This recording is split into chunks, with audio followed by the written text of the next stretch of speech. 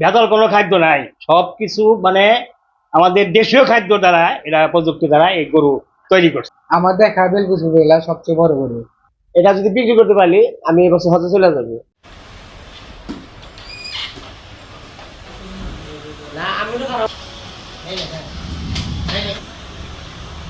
এই গরু সম্বন্ধে আমি যতটুকু জানি, আব্দুল মতিন যেভাবে সুন্দরভাবে 3টা বছর হলো লালন পালন করতেছে, তাতে আমি অবাক হয়ে যাই যে এত বড় গরু আর এত কষ্ট করে পালে আর এত যত্ন সহকারে পালে, এবং ভেজাল কোনো খাদ্য নাই, সবকিছু মানে আমাদের দেশীয় খাদ্য দ্বারা এরা প্রযুক্তি দ্বারা এই গরু তৈরি করছে ইনশাল্লাহ।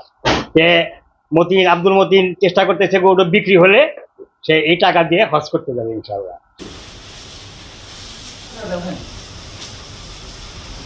গত 3 বছর ধরে দেখতেছি আঙ্কেল অনেক কষ্ট করে এই গরুটা লালন পালন করতেছে এবং সব প্রাকৃতিক খাবার।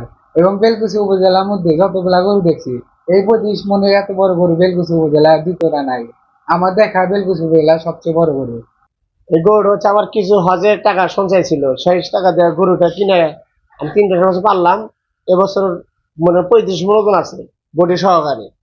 এটা যদি বিক্রি করতে পারি আমি এবছর হজে চলে যাবো এবং নিবন্ধন করা হয়েছে আমার। এই গরুটার জন্য আমি এবছর হজে যেতে পারি না, যদি বিক্রি হইতো সামনের বছর এবছর তাহলে চলে যাবো।